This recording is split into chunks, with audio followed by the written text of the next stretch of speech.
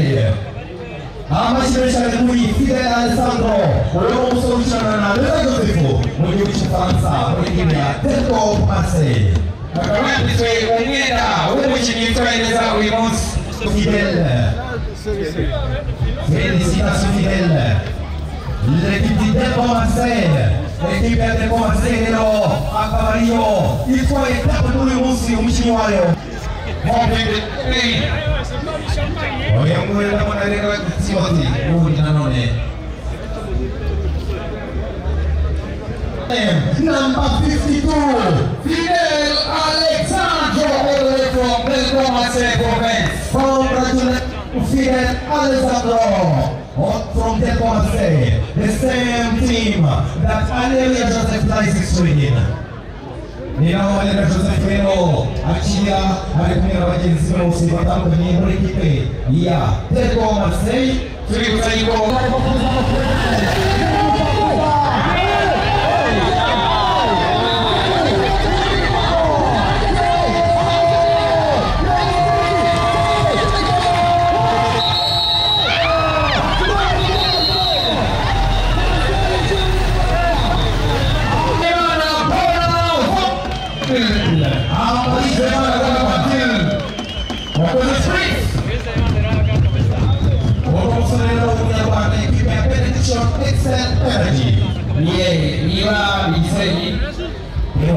yes.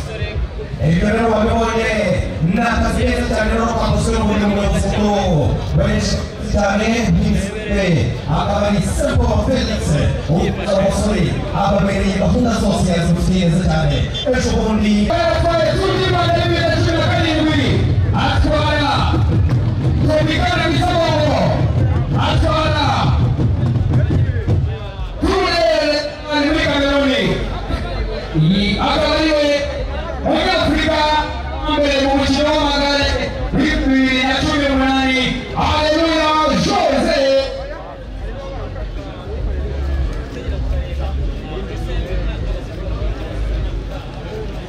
Orusorero Haleluya Joseph wamwonyerero mugenzi we rero witwa Orusore Alessandro Finelli wamwoye afashwe wa mbere uyu rero Joseph Haleluya umunyarwanda witwa gushaka muri equipe ya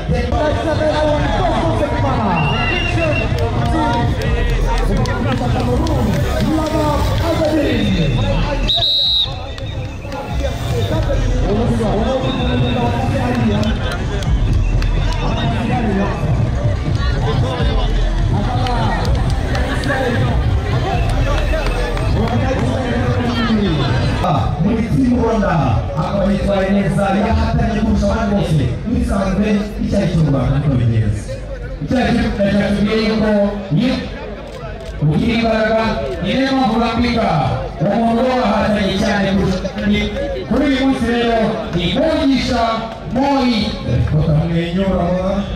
mwenyura muziye akamarize urasanga ukoresha